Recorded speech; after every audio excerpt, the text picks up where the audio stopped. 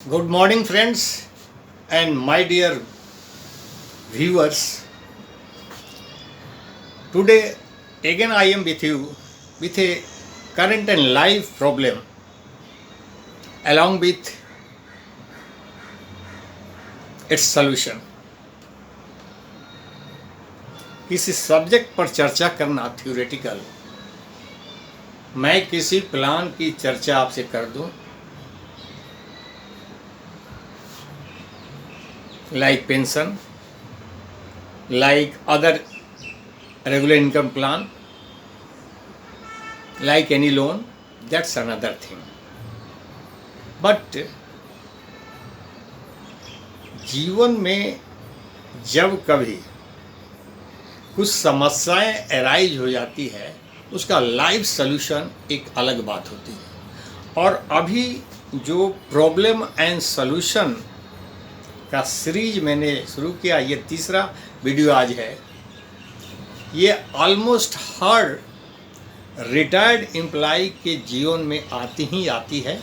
वह किसी न किसी रूप में टच करती है, कम ज़्यादा या जैसे भी हो, चाहे वो प्राइवेट एम्प्लॉय हो, प्राइवेट कंसर्न का हो, गवर्नमेंट का हो, सेमी गवर्नमेंट का हो, पब्लिक सेक्टर का हो, प्राइवेट सेक्टर का हो, चाहे जहाँ से।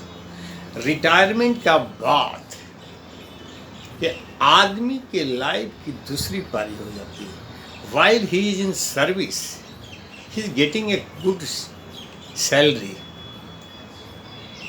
लाख रुपया and above lakhs, whatever, 80,000, 60,000, 1.5 lakh, 2 lakh.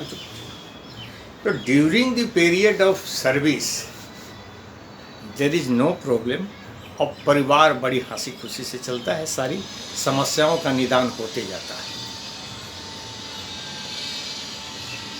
परंतु रिटायरमेंट के बाद लाइफ की दूसरी पारी शुरू हो जाती है, इसलिए कि वहाँ से नेक्स्ट मंथ से ही जो रेगुलर इनकम के रूप में सैलरी एक अच्छी खासी अमाउंट मिलती थी, वो बंद हो जाती है। और उस समय तक जो कुछ भी परिवार में हुआ रहता है, वहाँ पर आके स्टक कर जाता है। समस्याएं जैसे कि तैसी है, हो सकता है कुछ हल हो गई हो, परंतु जो कुछ भी है अब वो पहाड़ जैसी खड़ी हो जाती है। और उधर जो रेगुलर इनकम के रूप में एक अच्छी राशि मिलने वाली थी, वो समाप्त हो जाती है। कुछ डिपार्टमेंट में तो पेंशन की व्यवस्था है, अच्छी पेंशन की व्यवस्था है। ऑलमोस्ट गवर्नमेंट डिपार्टमेंट का जो पेंशन का स्वरूप रहा है, वो almost 50% of last down salary. Private में तो कुछ भी नहीं है। कुछ पब्लिक सेक्टर में पेंशन है भी, तो वो बहुत ही कम राशि है।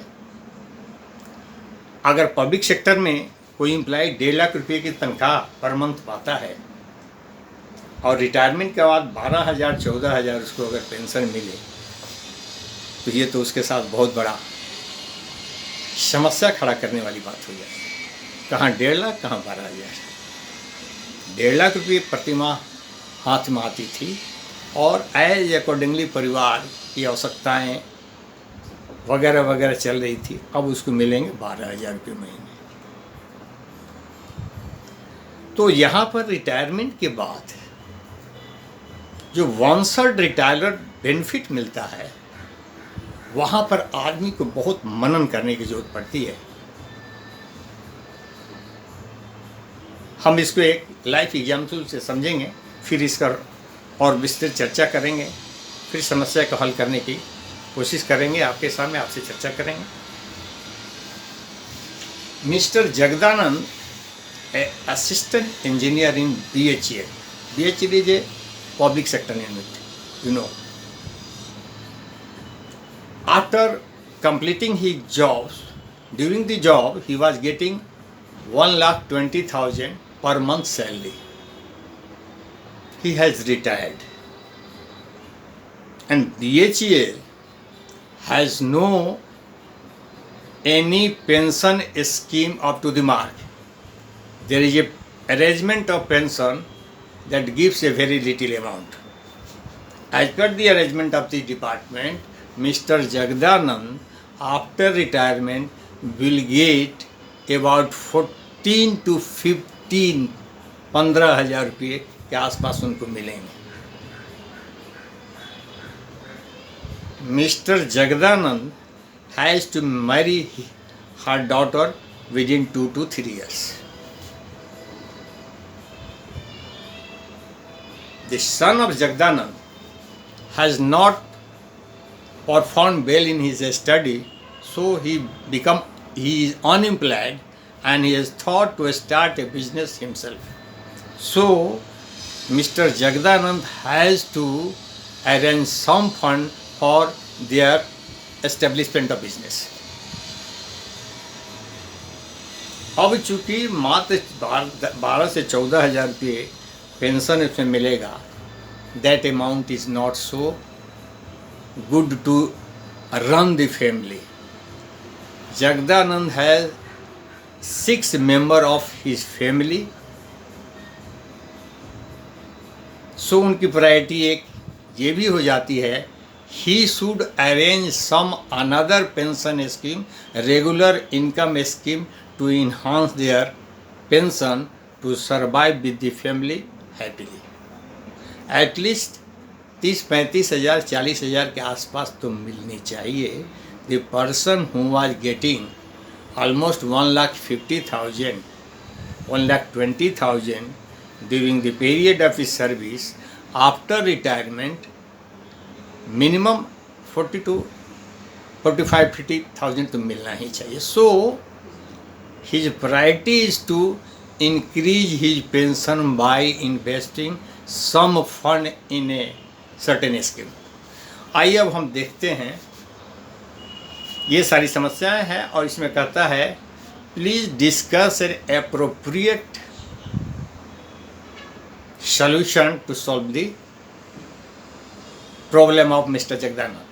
Another thing is that during the period of his service, Mr. Jagdanand has taken a housing loan of 25 lakhs.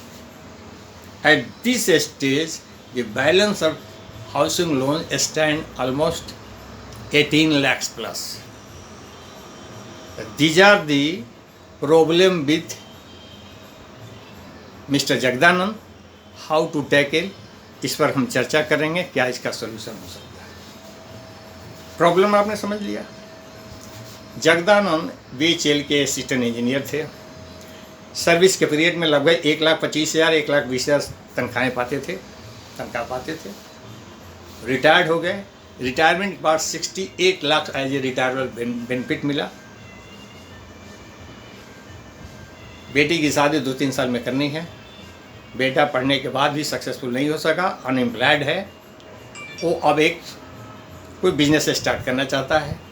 तो जब बिजनेस स्टार्ट करना चाहता है, अनएम्प्लॉयड है, तो जगदानंद को ही उसको फाइनेंस करना पड़ेगा एस्टेब्लिश करने के लिए. इधर बेटी की शादी करनी है.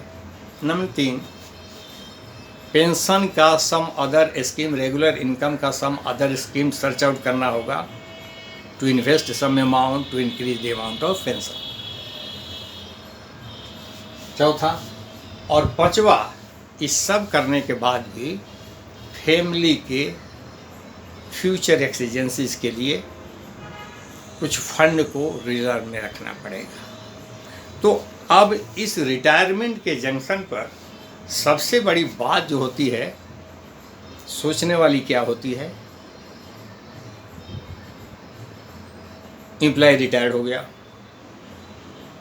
अगले महीने से पेंशन सैलरी बंद, रिटायरमेंट बेनिफिट जो मिलना हो मिल जाएगा इस महीना अगले महीना, और ये भी मालूम है लगभग कितना मिल जाएगा, 68 लाख मिला.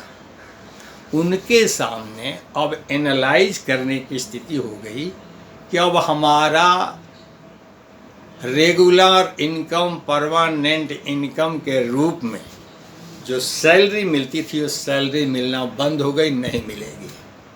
अब आज के बाद हमारे साथ जो आउटस्टैंड कर रही है समस्याएं, लायबिलिटीज, उसको इस रिटायरल बेनिफिट के फंड से पूरा करना है. बहुत वाइजली और पैसे का फ्रूगलेंट यूज़ को स्टॉप करना है, अनावश्यक खर्च न करना है।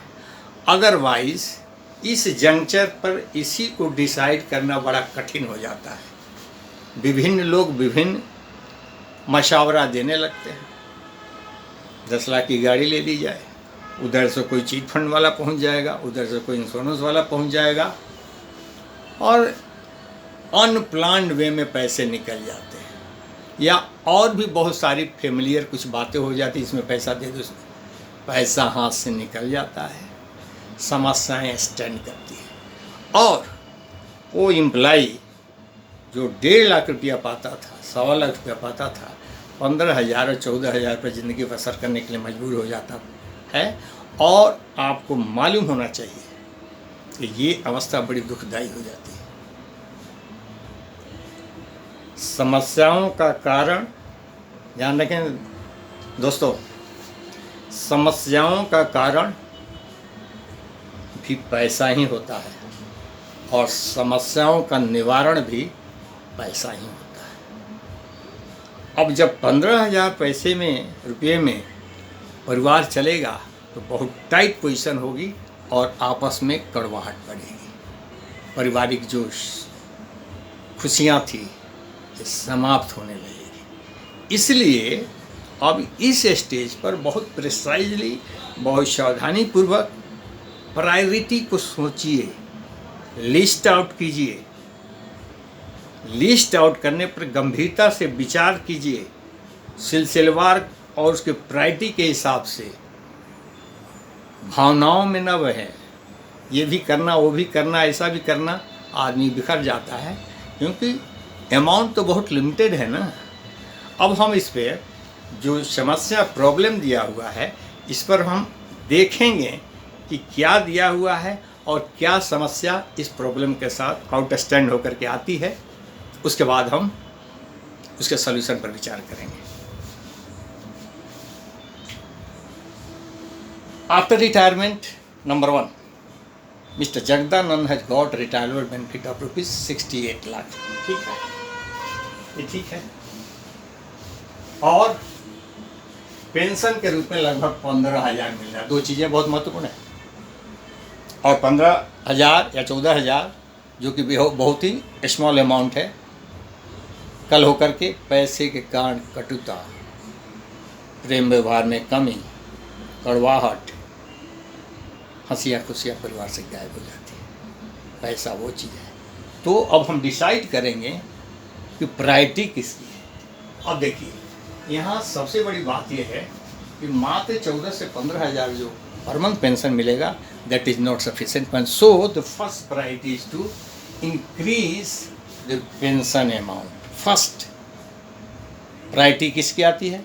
Increase the pension amount. Number 2 आती है डॉटर्स मैरिज।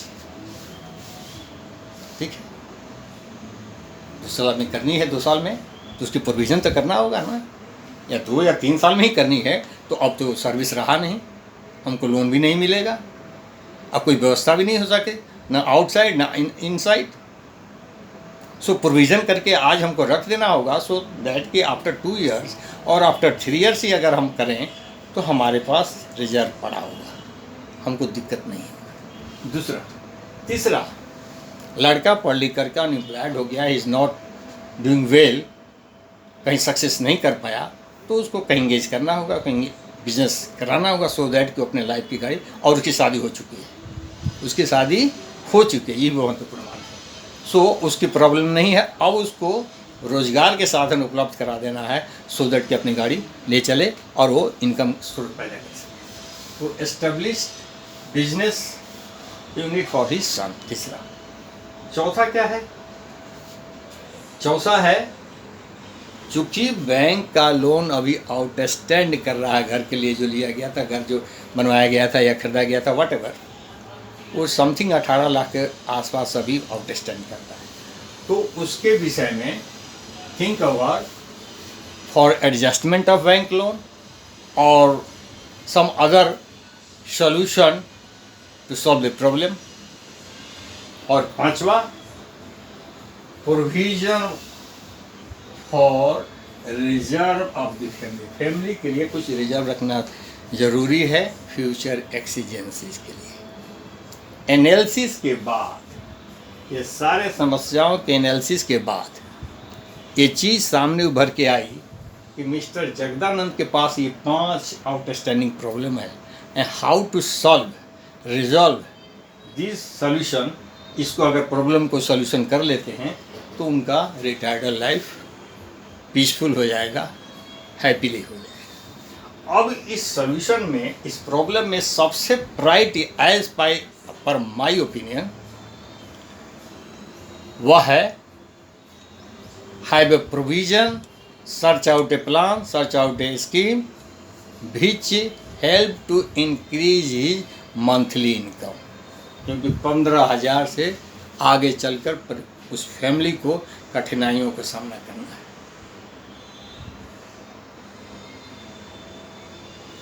तो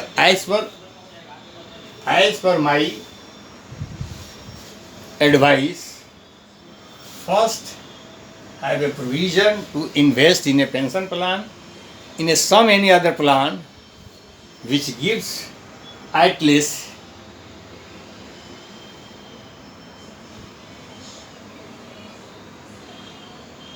$20,000 से $25,000 और इनको दे सके, सो दैट कि अराउंड अबाउट 40 के आसपास इनका मंथली इनकम परिवार का हो जाए। 40,000 परिवार का एक इनकम हो जाएगा, खाता में आने लगेगा, तो परिवार खुशी खुशी रह सकेगा सारी समस्याओं को। क्योंकि 6 आदमी का परिवार है, फैमिली मेम्बर ऑफ 6, बेटे की शादी हो चुकी है, बहू आ चुकी है, बेटी की शादी 3 साल में हो चली जाएगी, पर परिवार को उतना चाहिए कि करीब करीब 40,000 के आसपास पर मंथ आए। तो first as per my opinion और my advice, he should invest ₹30,000 in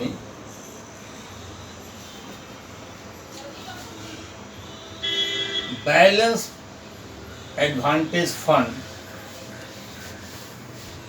of any mutual fund, particularly in HDFC fund, और वहाँ पर SWP से इनको लगभग ₹24,000 पर मंथ मिलेगा। He invest in a balance advantage fund and from where he will withdraw at the rate of 8%, ₹24,000 महीने के उनको मिलेंगे। साल का 2,40,000, 2,40,000 divided by 12, it will be 20,000। 8% का मतलब क्या हुआ? 30 × 8, ये 2,40,000 साल का, divided by 12,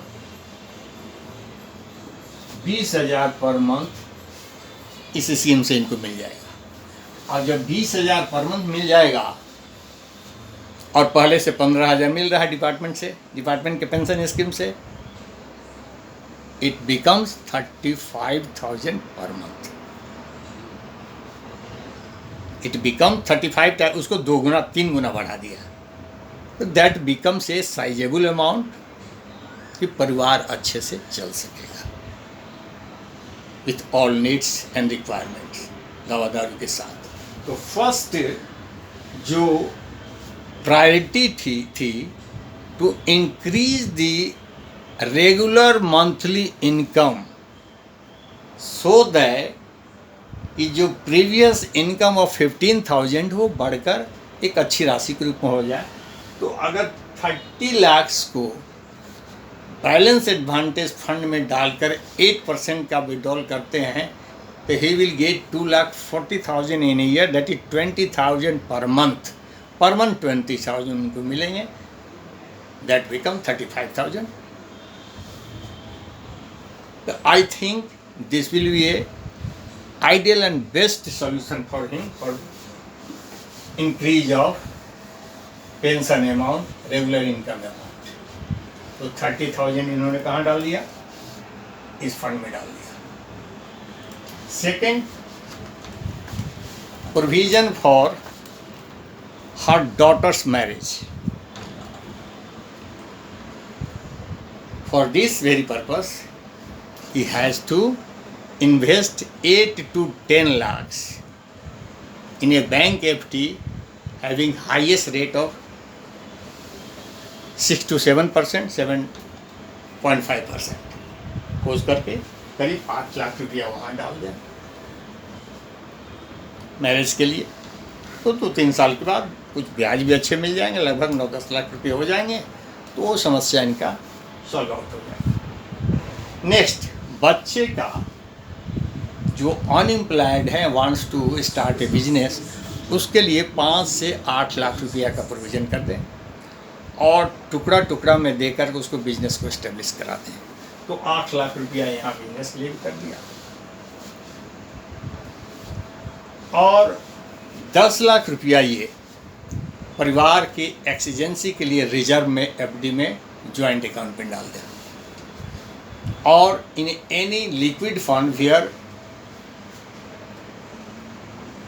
7 to 8% interest is payable and that amount is recoverable either partial और fully, कभी भी कैसे भी वो निकाल सकते हैं ज़रूरत के हिसाब से। अब चूँकि इंजीनियर का परिवार रहा है, एक अच्छा परिवार रहा है, लड़का पढ़ लिख कर भले नौकरी नहीं मिला, परिवार को एक गाड़ी की भी डिमांड है, ये गाड़ी चाहिए। तो बहुत बड़ी गाड़ी तो नहीं, गाड़ी का 10-12 लाख का प्रोविज़न नहीं, करीब 7 से 8 लाख की एक गाड़ी भी आप ले सकते हैं। तो हम देखते हैं इसमें क्या बनता है। 30 लाख पेंशन में, 8 लाख मैरिज के लिए प्रोविज़न, 8 लाख बिजनेस के लिए प्रोविज़न, 10 लाख फैमिली रिजर्व और 8 लाख रुपये की गाड़ी, ये 64 लाख बनता है। और इस 64 लाख के ये से बावजूद उनको 4 लाख रुपए और बचते हैं, वो रखें अपने सेविंग अकाउंट में। These are the solution to solve all the problem of the family of Mr. Jagdanand. And by this solution, he will live happily with his family by overcoming all the family liabilities to be stand in future, like marriage, like child, business. हाँ, अब इसमें एक और बात आ जाती है, चूँकि उनके पास 18 लाख रुपए का लोन आज के डेट में आउटस्टैंड करता है। ये सबसे बड़ी बात है। ये समस्या थोड़ा और डिस्कशन करने की है। क्या करना चाहिए? 68 लाख मिला है तो क्या 18 लाख इसमें डाल देना चाहिए?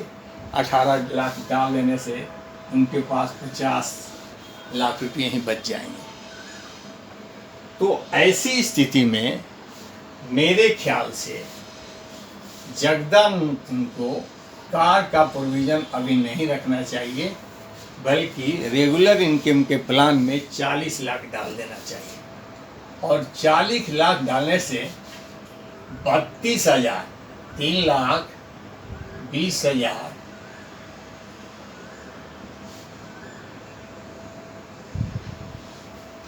करीब करीब जो है, इनको 40 लाख डालने से समथिंग 35,000 रुपया पर मंथ यहाँ मिलेगा। और 35 और 15, 50। अब इस 35 के इनकम से जो बैंक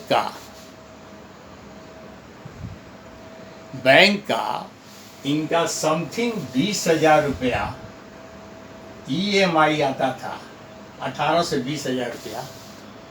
मेरा ख्याल 18,000 20,000 रुपया इसमें डालना चाहिए, 18 से 20,000। तो इनकी जो 35 और 15, 50,000 जो बन रही है, इस 50,000 में 20,000 रुपया EMI देने के बाद भी फैमिली के लिए 30,000 रुपये बच जा रहे हैं, जिससे फैमिली चल जाएगी बहुत अच्छे से। अब प्रश्न ये है कि ये जब 40 लाख इसमें डालेंगे, तो मैं आपको क्लियर बता दूं कि 40 लाख में 3,20,000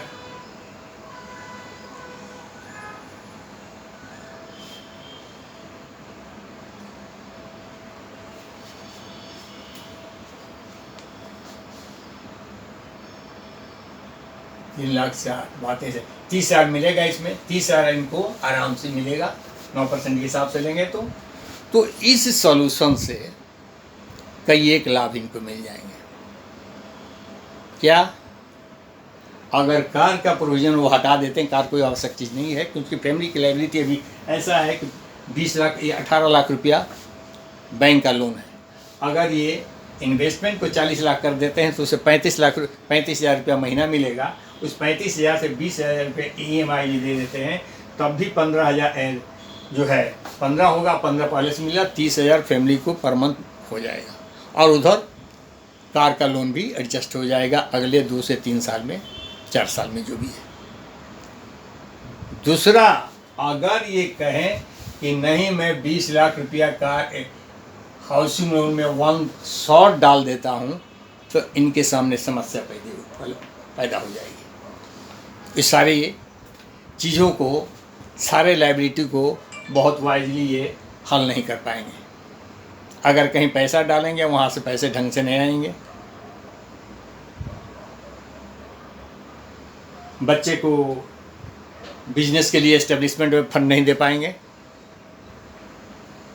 और इस टाइप से इनके सारे सॉल्यूशन क्लियर हो जा रहे हैं। क्योंकि कार कोई प्रायोरिटी में नहीं है, कार कोई प्रायोरिटी में नहीं है कि कार परचेज करना। कार परचेज करना प्रायोरिटी में नहीं है। जब ये लायबिलिटी आउटस्टैंड ऑफ हो जाए फिर कार ले लें, क्योंकि उसके बाद तो पैसा इनके हाथ में होगा। तो इसको 40 लाख रेगुलर इनकम में डाल के कार का परचेजिंग की कोई ज़रूरत नहीं है। उसके बाद से इनका सारा समस्या ये पांचों जो है, इंक्रीज इससे pension amount, daughters marriage, established sons business, provision for reserve and adjustment of bank loan by out of income of the pension fund. तो इस सॉल्यूशन से इनकी सारी समस्याएं मिस्टर जगदानंद की हो गई। दोस्तों, मैं समझता हूं कि आपको समझ में आई होगी। इस जंग से प्रिसाइजली मैंने स्टेप वाइज बताया है कि कहाँ कितना फंड लगना चाहिए, कौन प्रायोरिटी है। ऑन प्रायोरिटी सेक्टर में जब चले जाएंगे तो आपको प्रॉब्लम हो जाएगी। कार आप 10 लाख के खरीद लिया, उधर कम हो गया, या लोन को एक बार में आपने जमा कर दिया तो इधर पैसे कम हो जाएंगे, आप मुसीबत में पड़ जाएंगे। आपके पास फंड बहुत कम हो जाएगा तो इनकम में कितना पैसा डालेंगे, बच्चे की शादी में हो जाएगी, रिजर्व के लिए पैसे नहीं रहेंगे, बेटे के बिजनेस के लिए आपके पास पैसे नहीं रहेंगे ढंग से।